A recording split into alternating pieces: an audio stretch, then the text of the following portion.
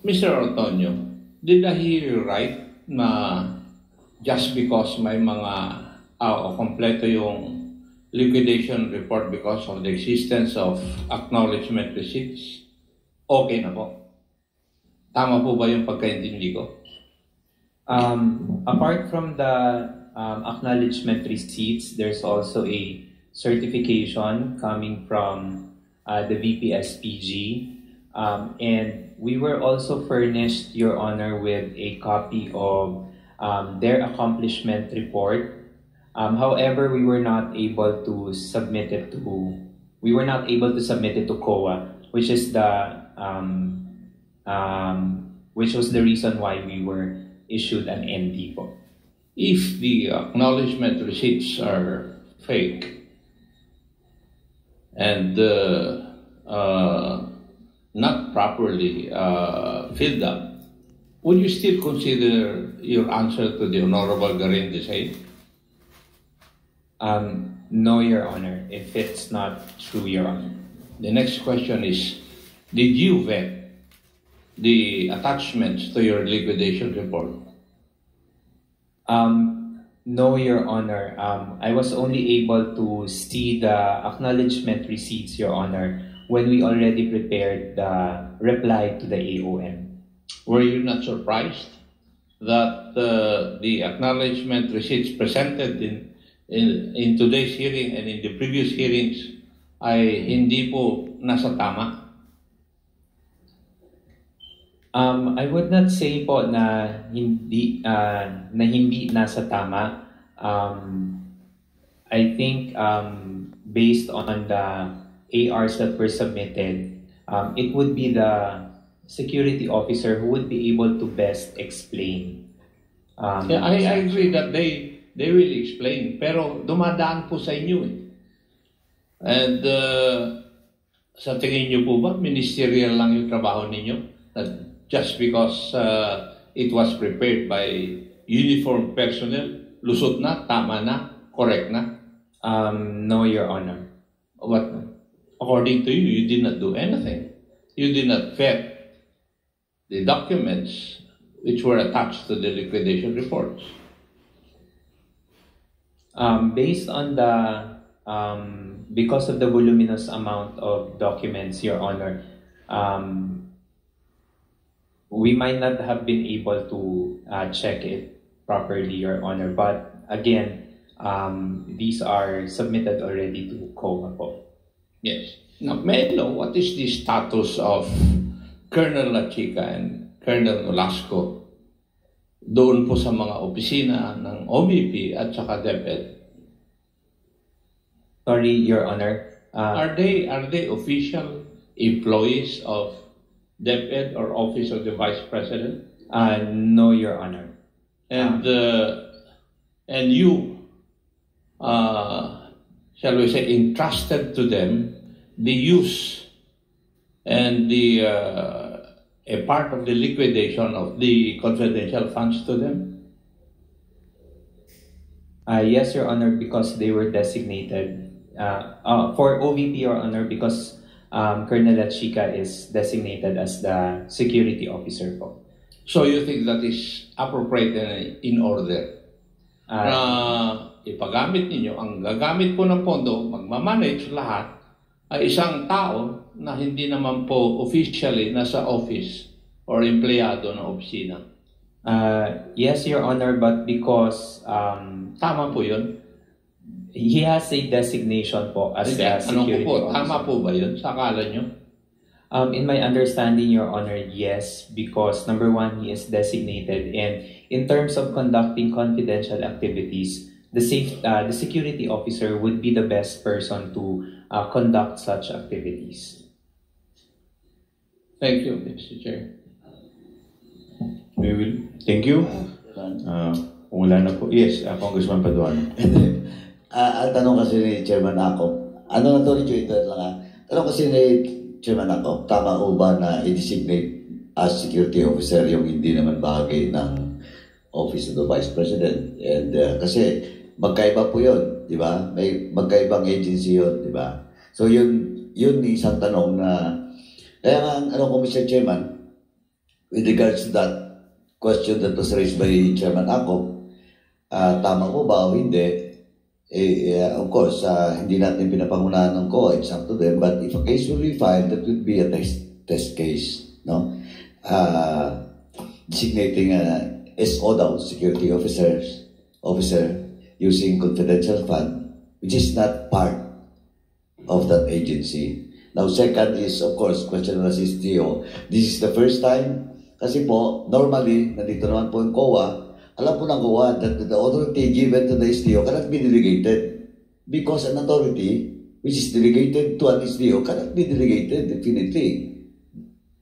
Di ba? Ngayon, ito, question of confidential fund, again, if a case will be filed, this will also be at this case. Kasi aabot talaga ito sa Supreme Court, yung mga appeals and everything, no? Kaya, Mr. Chairman, yung sa COA lang po, wala dito yung COA. Madam COA, saan ba yung COA? Anyway, nandito yung isa. Anyway, ano lang po, yung ano ko lang po, yung advice ko, because it was raised by Congressman Dante, and lagi po, pag katapos ni Congressman Dante, umalis po kagad.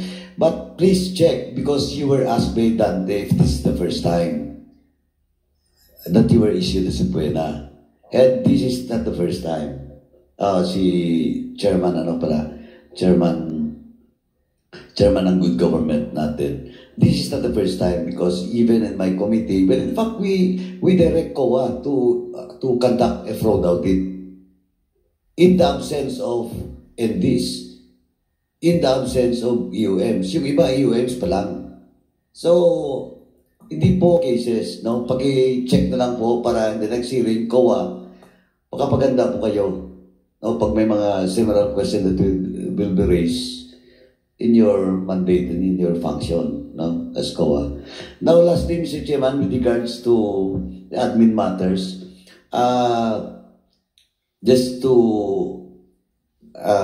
balikan lang po natin yung issuance of contempt order to the fore, no? We have an outstanding contempt and arrest order with respect to Ortonio. Yes, Chairman, can I proceed? But insofar as Ortonio is concerned, I think the committee issued 2 contempt and arrest order. So what is the pleasure of the yes, Mr. Chairman, members? yung kay Ortonio kasi, you violated Section 11, Paragraph A, yung first contempt, no, sa 4. It's a question, it's Paragraph A, refusal to obey summons without legal excuse. So you're not present for the previous hearing, so you were cited in contempt in violation of Section 11, Paragraph A. Now, with regards to Sir Ortonio, he was cited again in contempt to the motion of Congressman Hill Bongalon in violation of Section 11 once again, but Paragraph F, the same as in the violation of Attorney Lopez. Now, Mr. Chairman, since the 4, now including Ms. Gina Acosta, voluntarily appeared into this hearing, but still the violation has been committed, no? And when in fact they have not yet served such contempt orders from this committee because they were not in possession of the SAA. But Mr. Chairman, because they voluntarily appear into this hearing, may I move, Mr. Chairman, to grant Mr. Limel Ortonio, Ms. Sansen Farda, Ms. Gina F. Acosta, and Mr. Edward Farda to be granted the furlough, Mr. Chairman. So move, Mr. Chairman. There's a motion to grant. Second. Duly seconded. And Mr. Chairman, may I ask the COMSEC if we have established a quorum, because the motion to contempt, the 4 resource persons were issued the contempt by the members of the committee present during the previous hearing, unanimously approved, and we'd just like to establish if there's still a quorum, because we cannot lift or grant a furlough without the a quorum. Comsec. Thank you, Mr. Chairman. Your Honor, there were registration of votes and there was a quorum registered at 11:33 p.m. with the Secretariat, Your Honor. The following members voted for the furlough of the 4 OVP employees.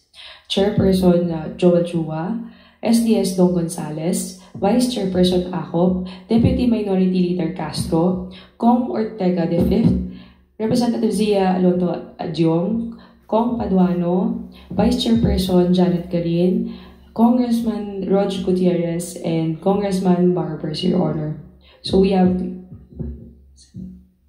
10 members voting unanimously for the furlough, Your Honor. Chairman, Yes. and lastly, Mr. Chairman, just to remind the resource person that was granted furlough today's hearing. That this is with conditional. with the commitment that you should be present in the next hearing, no? And tentatively that will be Friday this week. No, so I hope you have that commitment. Your Honor, maybe, Mr. Chair, may be recognized. Yes, please, Mr. Ordonio. First of all, maybe on behalf of my colleagues, we'd like to extend our gratitude for extending furlough, in terms of the orders that were issued to us. So we'd like to extend our appreciation, our gratitude to this one, and part of this would be the commitment to be attending the succeeding hearings po. Thank you very much. Thank you. Meron pa po bang gustong... Mr. Chair, I have a quick manifestation, of course, with the indulgence. Congressman Janet Garin. I saw in the news a statement of Senator Bato, and this was actually related to Attorney Zulaika Lopez when she was. Can I play his words quickly? Okay lang po ba? Yes, please.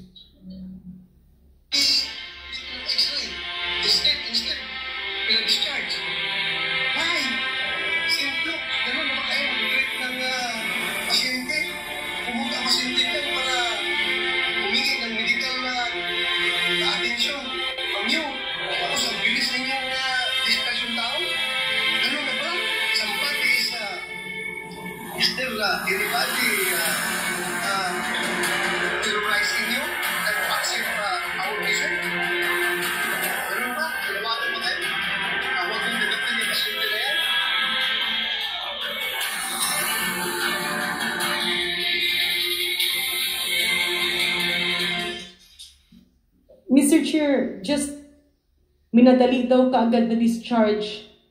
Hindi man lang daw pinatingnan yung scoliosis, gustong ma-x-ray, gustong ma-scan, hindi man lang pinagawa ng medical test, and he was saying, bakit ganito? Meron bang nagte-terrorize sa St. Luke's? Meron bang nag-terrorize sa mga doktor na bakit kailangan kaagad ilabas-labas si Attorney Zulaika Lopez? For the record, Mr. Chair, hindi naman po ganun ng mga doktor. And I've had a long history with St. Luke's. Hindi po ganun ang hospital na yon. And for the record, Mr. Chair, lahat ng tao kapag dinadala sa hospital, if it warrants admission, the hospital will really admit. If it warrants emergency attention, the hospital will really give due attention. Most possibly, if the patient does not warrant admission, the hospital will refuse. Kasi hindi po hotel yan eh. Second, Mr. Chair, yung hospital, syempre, meron din yung mga maraming ibang pasyente. And there are several reasons that the hospital does that. Because, syempre, matutulog dun si VP sa security nightmare. So with that, Mr. Chair, I'm just putting that in record. Kasi baka mamaya, meron pa ibang mga statements si Senator Bato accusing doctors or accusing people of terrorizing doctors and hospitals. Then that can lead to possible discussion in the future. Maraming salamat, Mr. Chair. Thank you.